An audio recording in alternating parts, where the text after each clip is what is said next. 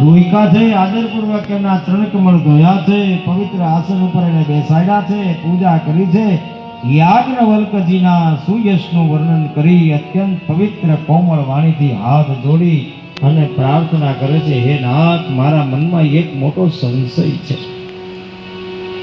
વેદોના તત્વ સર્વ આપની મુઠ્ઠીમાં છે.